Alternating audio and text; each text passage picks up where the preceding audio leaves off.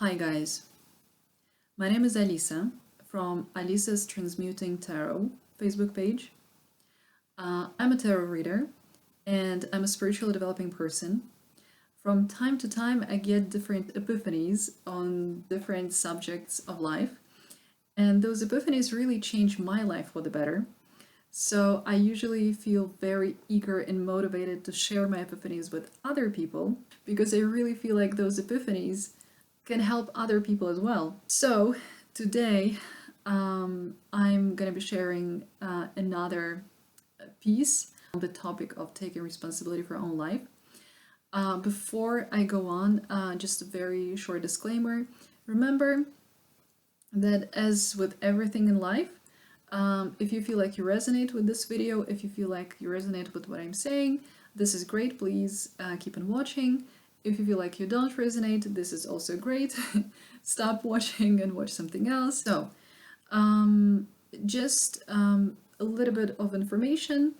I already made 2 videos on the topic of taking responsibility for your own life. The first and basic video that I most certainly encourage you to watch is called What Taking Responsibility for Your Own Life Actually Means. And the second video was about what's wrong with not taking responsibility for your own life. Now, let's recap a little bit from the video of what it actually means to take responsibility for your own life. Generally speaking, and I do encourage you to watch both videos that I mentioned before because I do feel like they will help you get the full idea. But just to recap the basic video about what it means to take responsibility for your own life. Generally speaking, I said that even though consciously speaking, we might not actually remember that our energy made certain choices and is still making certain choices, we're still responsible for all those choices. So even though we might not remember our energy in different lifetimes, choosing something right or wrong, I don't know, good or bad, whatever, we're still responsible for that. And so the consequence is that we're experiencing certain karma at the moment, let's say. And the same goes for we might not consciously remember that our energy chose certain general life path or certain general intention for this lifetime for itself, and yet we're still responsible for this general life path, for living through this general life path, or this general intention in this lifetime. Either way, the same, we might not be aware that our energy or we might not be aware how our energy is creating everything in our lives at the moment. And yet we're still responsible for everything that we're experiencing in our lives at the moment. Now, in my other video, I also discussed whether it's right or wrong, whether it's good or bad. If you haven't yet taken responsibility for your own life, I discussed different consequences.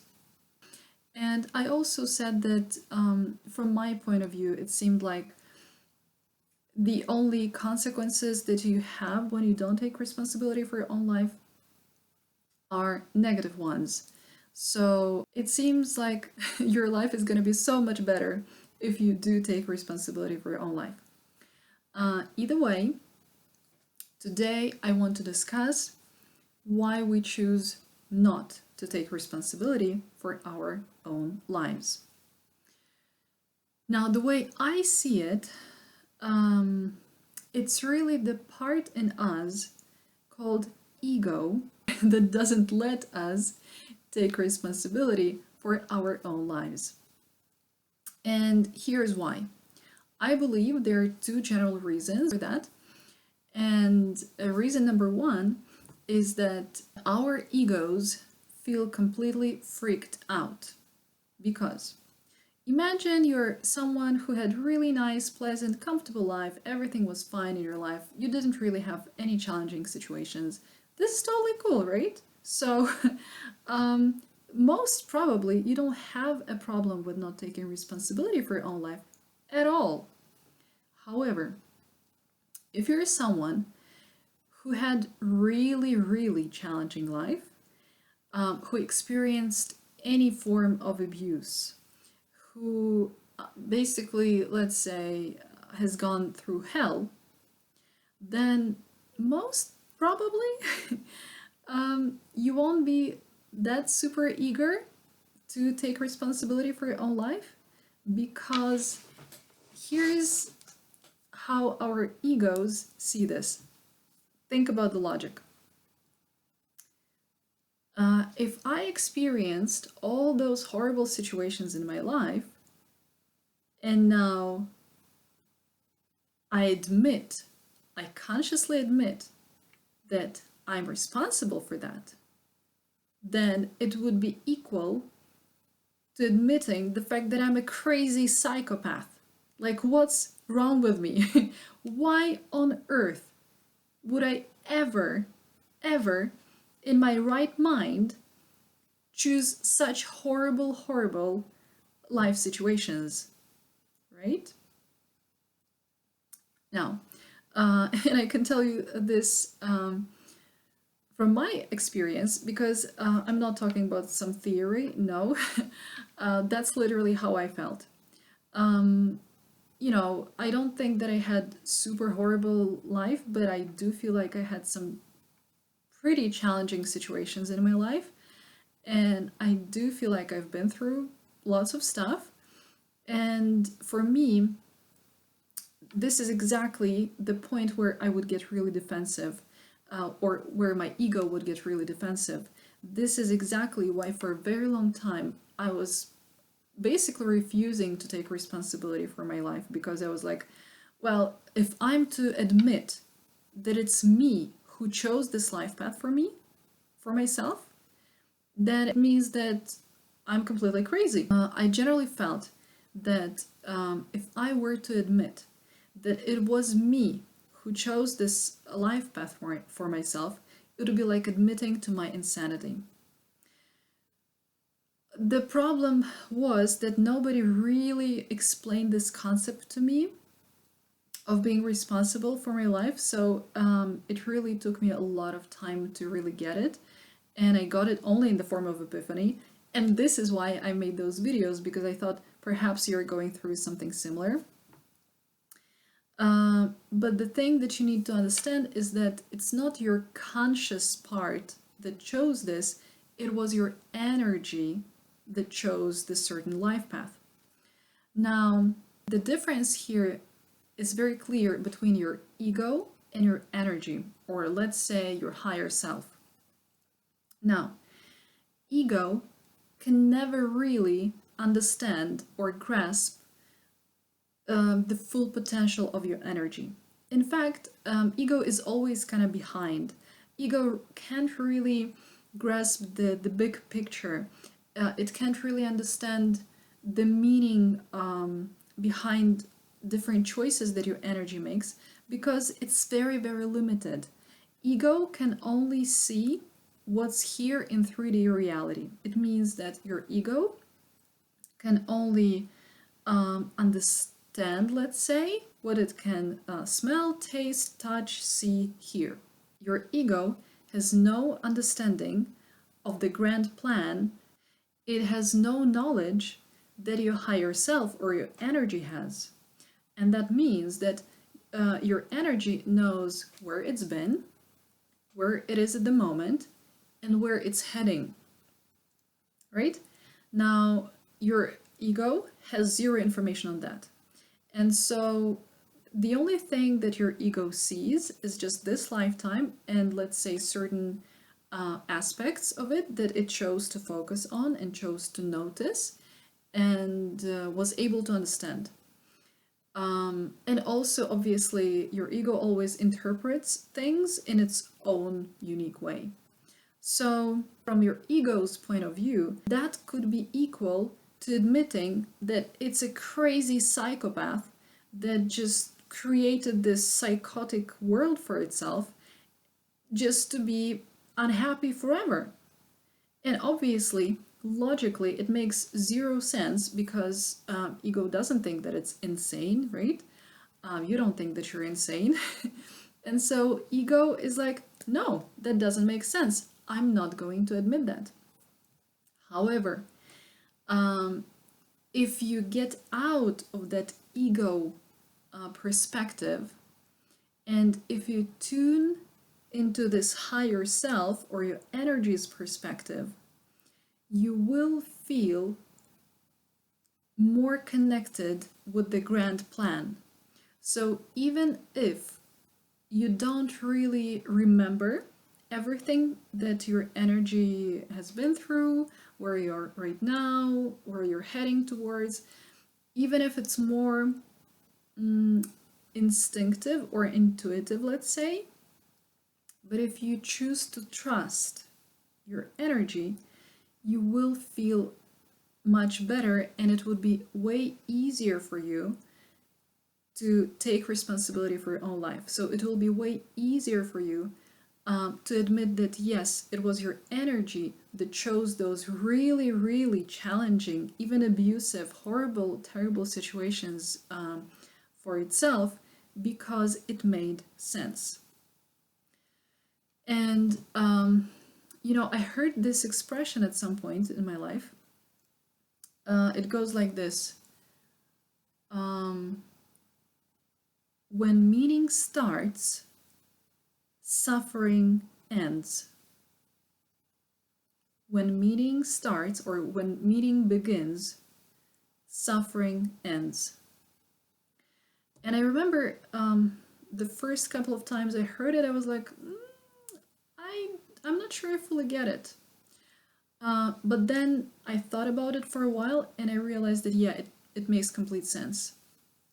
The thing is, when you really, really understand that every single horrible, challenging, abusive situation in your life had very clear purpose, it wasn't just randomly happening to you for no reason, just unfairly because some crazy psychopath decided to do this to you, to torture you. No, it was your energy that chose to go through those challenging situations, and not to teach you a lesson in the meaning of do something really bad to you. No, no, no. It did this for your own good, or for this energy's own good. It was either clearing its karma, or it was preparing for creating something really grand in your life. And, in order to create something really grand in this life, let's be honest, you need to be really tough. Because, I think it's pretty clear that once you try to create something really on a big scale, you're gonna be met with lots of resistance, right? So you need to be already really tough. You need to be able to defend yourself. You need to know your worth. You need to love yourself unconditionally, etc., etc. And so, however challenging, tough, and horrible those situations might have been, they were still always serving some bigger, grand purpose. And this bigger, grand purpose was not to destroy you or to torture you or to something else. It was really to help you. And this is a really great realization that you can come to. By the way, guys, I just want to mention a few words because I talked a little bit about clearing karma, right? And so I just wanted to say how I see karma work. From my perspective, karma works usually in two possible ways. So let's say if in your previous lifetime you did something negative towards some person, or your energy did something negative towards some other energy, then in this lifetime, I feel like there could be two possibilities. either the situation would get reversed, and let's say now that energy would be doing something negative towards your energy, or the situation will repeat itself, and then the other energy would have the possibility to forgive you and or to forgive your energy or your energy would have the possibility to choose not to do it again. Okay, so yeah, karma clearing. Either way, so let's stay on track. And I want to mention the second thing that I believe is the reason why our egos freak out and they don't allow us to take responsibility for our own lives. And that is something that you probably heard psychologists call a secondary gain. Have you heard of that expression? I'm sure you have. Now, secondary gain. So if you choose not to take responsibility for your own life, it means that you are in your victim mode. Now, even though in my previous video I talked about two major negative consequences of staying in a victim mode, I feel like there is always something to gain as well. And so this secondary gain is something that I believe is also at play when we choose to stay in the victim mode. Now, this is pretty, I think, obvious. What can you get or what can you gain being a victim? Well, you can gain attention, right? And it can be positive attention, it can be negative attention, it can be any type of attention. But if you're a person who didn't used to have lots of attention in your past, for your ego, any kind of attention is better than no attention at all. Therefore, your ego might get certain secondary gain through not allowing you to get out of the victim mode, through keeping you in this victim mode for as long as possible. Also, obviously, well, not everyone, but some people might pity you, right? They might pity you because you're a victim. And so when you get pity, it might seem or look to you a little bit like love or affection or kindness. And so once again, if you're someone who didn't really have much or who didn't experience much love, affection, kindness in the past, ego would be very much motivated to keep you in this victim mode so that you get at least some sort of substitute of this love, affection, etc. Okay, so to me, I believe these are the two main reasons why we choose not to take responsibility for our own lives. I do believe it's really important to understand this and make our choice consciously. In the comments below, do let me know, what do you think is your reason for not taking responsibility for your own life if you haven't done so yet. I hope this video was helpful to you. I hope it stirred something in you and gave you some food for thought. If you're interested in a tarot reading, please contact me directly on my Facebook page, Alisa's Transmuting Tarot. And I wish you a great day. And I hope you do choose to take responsibility for your own life. Bye, guys.